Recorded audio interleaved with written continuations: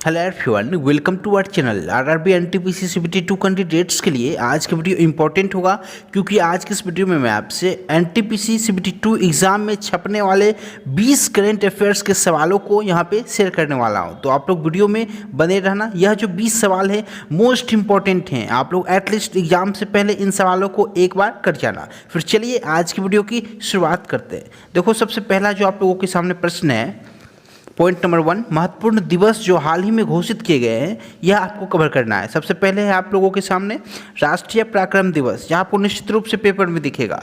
यह जो है यह 23 जनवरी को मनाया जाएगा अब से।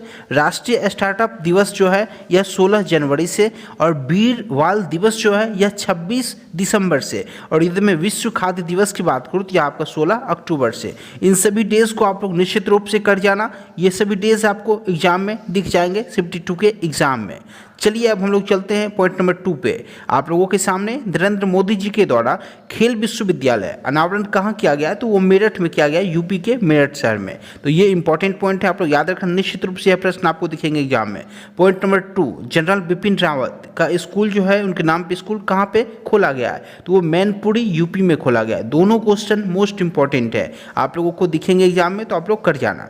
इसके बाद आप लोगों के सामने पॉइंट नंबर 3 जो इंपॉर्टेंट है, आप लोग ध्यान से समझना। मेजर ध्यानचंद पुरस्कार 2021 कितने लोगों को दिया गया है, यह आपसे पूछा जाएगा। तो कुल मिलाकर यह 12 लोगों को दिया गया है, जिसमें से आप लोगों को 3 लोगों के नाम याद रखने हैं, जो कि क्रिकेटर के रूप में यदि मैं बात करूं तो मिताली राज है। इस तरीके से एक बैडमिंटन खिलाड़ी को मिला है, एक फुटबॉल खिलाड़ी को मिला है। तो तीनों का आप लोगों को नाम केवल याद रखना है।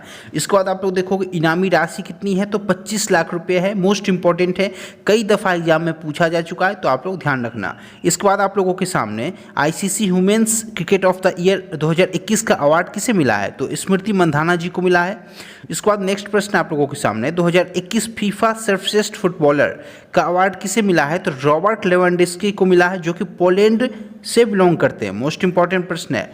नेक्स्ट आप लोगों के सामने पद्म विभूषण 2022 कितने लोगों को दिया गया है, आपसे पूछा जाएगा। तो कुल मिलाकर 4 लोगों को दिया गया। आप लोगों को चारों लोगों के नाम याद होने चाहिए, वो कहाँ से बिलोंग करते हैं यह भी आप लोगों को याद होना चाहिए, और वो किस क्षेत्र से बिलोंग करते हैं। तो आप लोगों के सामने इंपॉर्टेंट है, जिसमें बिपिन रावत जी को भी दिया गया है। तो आप लोग ध्यान रखना, इन्हें इस बार पद्म विभूषण 2022 का अवार्ड दिया गया है। इसके बाद मरणोपरांत दिया गया। इसके बाद आप लोग यहाँ पे देखो, world games athlete of the year 2021 का अवार्ड किसे मिला है, तो वो PR श्रीजेश जी को मिला है, जो कि हॉकी के गोलकीपर हैं। यह आपसे पूछा जाएगा। और यह किस स्टेट से बिलोंग करते हैं, यह भी आपसे पूछा जाएगा। तो यह केरला से बिलोंग करते हैं। नेक्स्ट प्रश्न आप लोगों के सामने असम पैथव सम्मान किसे दिया गया, तो वो रतन टाटा जी को दिया गया। मोस्ट इंपॉर्टेंट प्रश्न है। और यदि मैं बात करूं महाराष्ट्र भूषण सम्मान की, तो वो जो है वो आशा भोसले जी को दिया गया है। जबकि माधवराव लिमाये अवार्ड जो है वो नितिन गडकरी जी को दिया गया है। और यदि मैं मिस यूनिवर्स 2021 की बात करूं, तो हरना संधू उसकी विजेता है। अब यहाँ पे आप लोग पढ़ सकते हो ये कहाँ से बिलोंग करती है, तो ये चंडीगढ़ से बिलोंग करती है। उसके बाद आप लोगों को जो करना है, एक नोबेल पुरस्कार 2020 और 21 दोनों को करना है। 20 में आप लोगों को और 21 में चिकित्सा और शांति, केवल इन दोनों को करना है, क्योंकि इन दोनों से प्रश्न आपको दिखने वाले हैं एग्जाम में। तो एटलीस्ट जितना बता रहा हूँ उतना कर जाना आप लोग।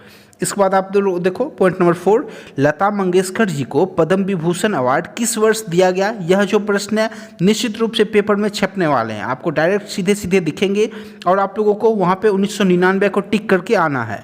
यानी कि 1999 में लता मंगेशकर जी को पद्म विभूषण अवार्ड दिया गया, जबकि भारत रत्न उन्हें 2001 में दिया गया है। इन दोनों प्रश्न को याद रखोगे आप लोग। नेक्स्ट आप लोगों के सामने भीम ऐप जो अपनाया है भारत का, वो किसने अपनाया, तो भूटान देश ने अपनाया। मोस्ट इंपॉर्टेंट है। जबकि UPI अपने देश में लागू करने वाला पहला देश बना है नेपाल, जो कि यहाँ पे इन दोनों जो ऐसे कंट्री हैं जो भारत को फॉलो कर रहे हैं, आप लोग देख सकते हो। तो ये दोनों प्रश्न आप लोगों को निश्चित रूप से एग्जाम में दिखेंगे। पॉइंट नंबर 6 आप लोगों के सामने गुरु घासीदास राष्ट्रीय उद्यान कहाँ है, तो मोस्ट इंपॉर्टेंट है छत्तीसगढ़ में। जो भी राष्ट्रीय उद्यान चर्चा में रहा हो, आप लोगों को उन सभी उद्यान को निश्चित रूप से करके जाना है। तो गुरु घासीदास राष्ट्रीय उद्यान जो है वो छत्तीसगढ़ में है, मोस्ट इंपॉर्टेंट है।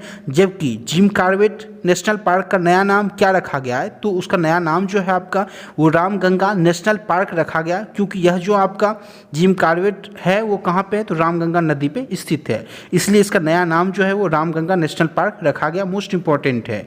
जबकि नवीनतम नेशनल पार्क कौन सा है, यदि मैं आपसे बात करूँ तो सबसे लेटेस्ट जो नया बन के तैयार हुआ नेशनल पार्क वो आपका देहिंग पटनई है, जो कि असम में है, तो मोस्ट इंपॉर्टेंट है, याद रखना आप लोग। ये सभी प्रश्न बहुत ज़्यादा इंपॉर्टेंट हैं, आप लोग ध्यान से देखते चलो। उसके बाद पॉइंट नंबर 7 देखो आप लोग, यूनेस्को धरोहर अभी कुल मिलाकर कितने हैं प्रेजेंट में, तो वो कुल मिलाकर 40 हैं, यानी कि 40 हैं। जबकि अमूर्त धरोहर की बात करूँ तो यह कुल मिलाकर आपके 10 हैं। जबकि रामसर साइट की बात करूँ तो ये कुल मिलाकर 49 है, 49 है। यह लेटेस्ट डाटा है, तो आप लोग याद रखना, सीधे सीधे सवाल आपको दिखेंगे। उसको टाइगर रिजर्व कुल मिलाकर 53 यानी कि 53 है। और जबकि महारत्न कंपनी की बात करूँ तो कुल मिलाकर 11 महारत्न कंपनी है, मोस्ट इंपॉर्टेंट है, एसएससी के एग्जाम में हाल ही में पूछा गया, तो आप लोग ध्यान रखना। नवीनतम महारत्न कंपनी जो है वो कौन सी, यह आपसे पूछा जाएगा, तो पावर फाइनेंस कॉरपोरेशन जो है यह नवीनतम महारत्न कंपनी है, कुल मिलाकर 11 महारत्न कंपनी है फिलहाल, तो मोस्ट इंपॉर्टेंट है। Next point number 8, international T2 award 2021 किसे दिया गया, मोस्ट इंपॉर्टेंट है। T2 यानी कि टाइगर की जो संख्या है वो डबल करने का जो खिताब है वो किसे मिला है, तो आप लोग कहोगे सत्यमंगलम टाइगर रिजर्व जो कि तमिलनाडु में स्थित है, इसे दिया गया, मोस्ट इंपॉर्टेंट है। यह भी प्रश्न आपको निश्चित रूप से दिखेंगे, तो आप लोग ध्यान रखना। इसके बाद आप लोगों के सामने पॉइंट नंबर 9 है, first women chairman and MD of ONGC। ONGC की पहली महिला अध्यक्ष और मैनेजिंग डायरेक्टर कौन बन गई है, तो आप लोग कहोगे अलका मित्तल जी को बनाया गया है, मोस्ट इंपॉर्टेंट है। मुख्य आर्थिक सलाहकार की यदि मैं बात करूँ तो डॉक्टर V अनंत नागेश्वरम बने हैं, मोस्ट इंपॉर्टेंट है, आप लोग ध्यान रखना है। इसके बाद यदि मैं बात करूँ तो first women chief of SEBI, तो सेबी की यदि मैं बात करूँ तो उसके जो फर्स्ट वुमेन चीफ है वो कौन बनी है, तो माधवी पुरी बुच बनी है। और सेबी जो है हाल ही में एक ऐप को लॉन्च किया है, उस ऐप का नाम क्या है, तो आप लोगों के सारथी ऐप, मोस्ट इंपॉर्टेंट है, आप लोग याद रखना, शेयर बाजार से संबंधित यह ऐप है। इसके बाद आप लोग देखो नेक्स्ट पॉइंट नंबर 8, इसरो के नए अध्यक्ष कौन बने हैं वर्तमान में, मोस्ट इंपॉर्टेंट है, यह भी प्रश्न आपको दिखेगा एग्जाम में। तो S सोमनाथ जी जो हैं वो इसरो के नए अध्यक्ष बने हैं, और यहाँ पे के सिवन का जगह इन्होंने लिया है। अब यहाँ पे आप लोग देखो यह किस नंबर के हैं, तो यह 10th नंबर के हैं, मोस्ट इंपॉर्टेंट है।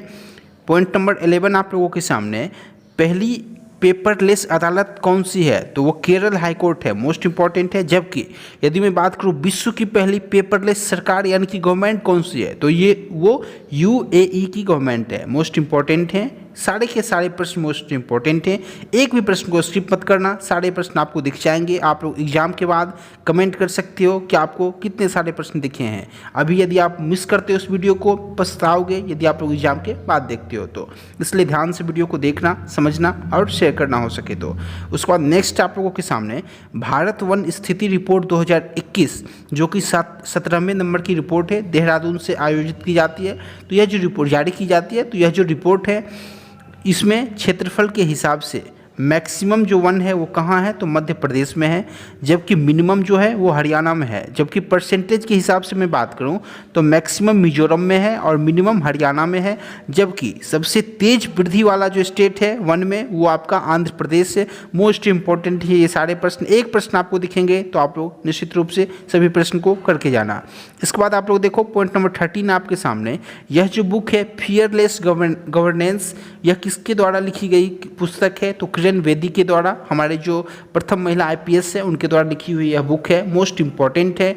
यह मैंने आज अपने कम्युनिटी टैब में भी डाला है यूट्यूब पे, तो आप लोग वहाँ पे जाके भी क्वेश्चन को अटेम्प्ट कर सकते हो, अपने GK के नॉलेज को बूस्ट कर सकते हो। इसके बाद आप लोगों के सामने 14 पॉइंट है, बुकर पुरस्कार 2021 किसे दिया गया है, मोस्ट इंपॉर्टेंट है, यह भी आपको निश्चित रूप से दिखेंगे। तो डेमन गेलगट जो है द प्रॉमिस के लिए इन्हें दिया गया है, तो आप लोग याद रखना द प्रॉमिस डेमन गेलगट, तो द प्रॉमिस बुक भी आपसे पूछा जा सकता है, तो आप लोग ध्यान रखना। पॉइंट नंबर 15 आप लोगों के सामने, ऑस्ट्रेलियन ओपन 2022 का खिताब किसे दिया गया है, मोस्ट इंपॉर्टेंट है, निश्चित रूप से यह प्रश्न आपको एक दिखेगा।